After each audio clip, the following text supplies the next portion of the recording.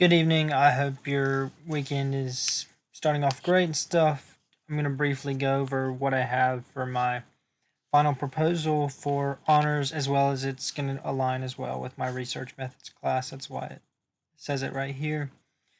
That'll be changed for the honor submission.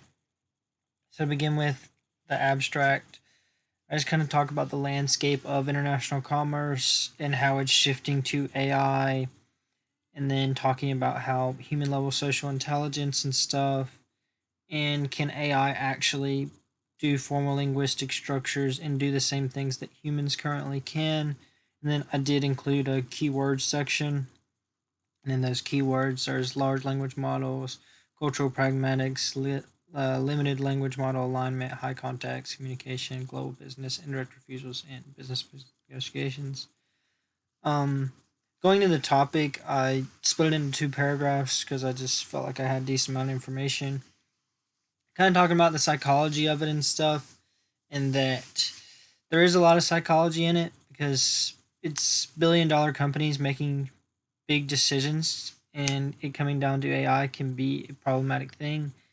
And it's very different than traditional face-to-face interactions, but um, the digital interaction, to most people, they still want it to seem like a face-to-face interaction. They don't want to be speaking to AI at times because they could feel that maybe they aren't taking it serious enough or something like that.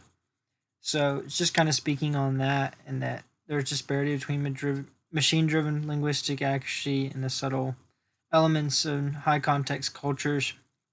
I kind of specify this in Western versus non-Western cultures, so comparing it to something like South Asia, which has a growing business culture, and as well as the Middle East, compared to, like, obviously a lot of AI is English to Spanish in our area and just in Western culture in general. So I then go into literature review, and this just kind of goes over some of the things I found in the text that I used. So Sign et al., which at all, of course, meaning everyone else that was included because there was a decent amount. People included with that one just argued that models can't adapt to literal meanings with high efficiency, so they just couldn't shift to cultural adaptation quickly. They couldn't go from one culture to the next and have correct communication and use the correct terms. And then Bao and Huang, I believe I'm saying that correctly, highlighted that AI generated content lacked politeness markers. So this is where clarity coming off with respect and professional decorum, stuff like that, where things can be rude, and I'll actually reference that later on. That coming off rude or improper can really kill a bond between business partners if they feel that it gets to a point where it's so damaged that it can't be reversed.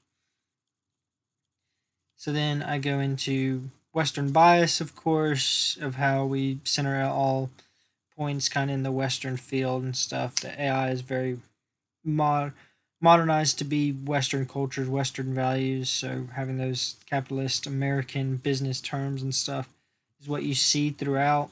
Stanford Institute of Human Centered AI points out that technical performance and translation is kind of reaching its ceiling. So the gap between Western and non Western communication is still a hurdle, though. It's kind of reaching its gap on the Western side.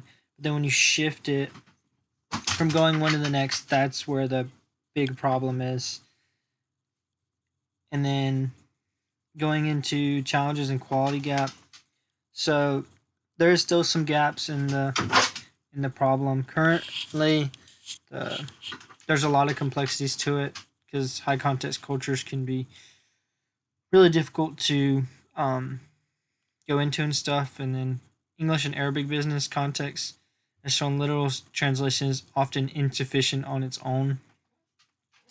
So that is goes past just cultural norms and stuff, and goes into the translation being incorrect altogether. So having someone in person, an actual human, would definitely be better in that instance. And then current gaps in information. There's a lack of longitudinal analysis in the aspects, and then it's very Western. So, like I mentioned, English to Spanish, and then I did mention earlier the South Asia part of it and the Middle East. This part of the paper is just referencing that once again. and then going into what my problem statement actually is. I also split this into three paragraphs, because there's quite a bit, and there's quite a bit of problems that can be found with this, because global business is huge. It's a massive area of business and trade. There's so much going on. I mean, if you look at a pencil, is a great way of looking at it. There's so much that goes into that. So you got so much different business going into such a small little thing. So obviously there's a lot of cultures.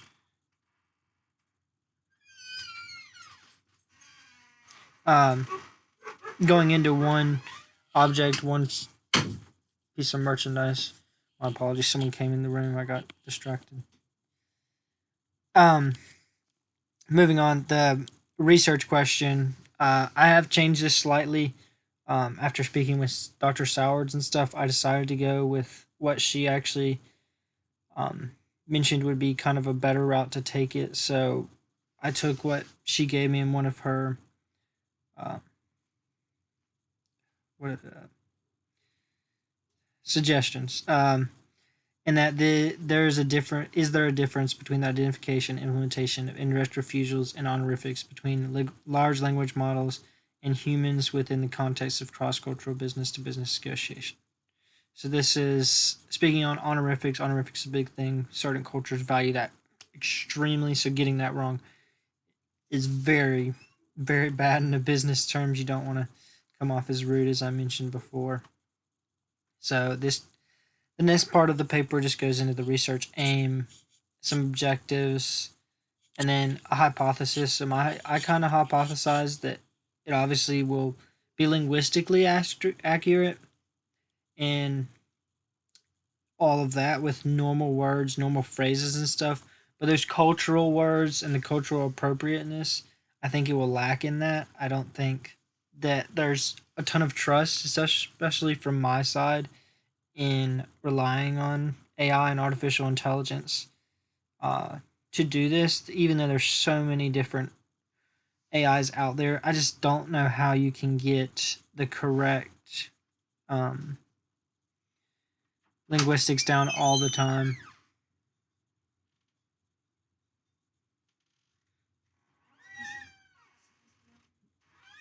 Um, yeah.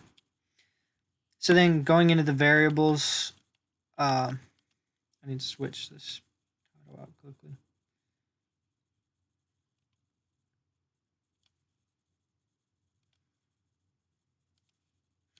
Um, so first, I just kind of listed some independent variables that I took from part two of my research proposal. I just thought that would be important to note a few of them, such as conceptual level, manipulation, operational definition, and then some dependent variables. Like there's many different dependent variables that could come into play here, because you got linguistic accuracy, cultural appropriateness, perceived trust. So how someone may feel about it, how a partner may feel about the actual communication that's being given by AI, and then the measurement method could be dependent. And then methodology, so participations. I decided to go with adult individuals only. Obviously, I just don't feel that having anyone under the age of 18 would be the greatest, because you kind of need some business background. I specifically would be greater for the study if it had international business, linguistics, or psychology backgrounds in the individuals that are being studied. And I would love to have many different native speakers in the study. For example, I did include Japanese, Arabic, and Spanish, because I did mention those earlier on. And then the sampling and recruiting uh, methods. Participants recruited through combination of convenience sampling. At Pfeiffer, this is just what I went with based on it's where I obviously go to school and stuff, and it's just easier to recruit through this. But I might not find the adult individuals that I'm looking for that possess the current background that's needed. But at Pfeiffer, I will say we're very diverse with how many athletics we have. That there's a possibility that I could find many different cultures and people that speak different languages, so that actually could be quite useful, even if they may not have the business background, just language in general could be useful to see if AI can give something that is within acceptance of their culture. And then sampling via professional networks such as LinkedIn or even ResearchGate. So finding people off LinkedIn is another possibility. Except this becomes confusing because you kind of want to do maybe some not specific sampling, but I feel like LinkedIn's a good way to go to get more people with background, more people that you know speak certain languages than going with someone like Fiverr, where I just take from students because it'd be easier to get people in LinkedIn that follow the criteria that I mentioned prior. So these will include email invitations and digital postings to outline the study's focus and global communication to kind of get people, especially off LinkedIn or even ResearchGate, to see if they're even interested and to get those people involved. And this is where I mentioned that it'd be great to have 2 years of experience in professional academic communication settings to ensure just this is the baseline business level proficiency. So knowing what how business negotiations work and stuff, and how conversations in that manner, such as going into what I'm about to go into, materials and instruments, delivering bad news, like being able to understand and deliver that, and seeing how they deliver it compared to AI. And then Likert scales is another way I'm going to measure it. And then AI interfaces, I need to use the best of the best or the most latest versions. So these include Gemini 3, OpenAI, and then I guess ChatGPT 5 is the current model as of when writing this. And then the procedures that I'm using. Um, so step one is prompt generation, identical negotiation prompts throughout, and then collection, evaluation, and statistical analysis. And then ethical considerations in accordance with Institutional Review Board standards. I just have informed consent, voluntary participation, anonymity. So, like, even though I'm obviously finding specific people, these names or nothing like that will be involved. And then just having minimal risk overall. And then obviously have my conclusion, which just addresses the critical and real world gap in how technology is reshaping human international relations in business. And then ultimately seeks to preserve the human element communication in an increasingly automated world that we live in now. Thank you, and I hope you have a great weekend. I'd love to hear back on anything you have for me prior to my submission.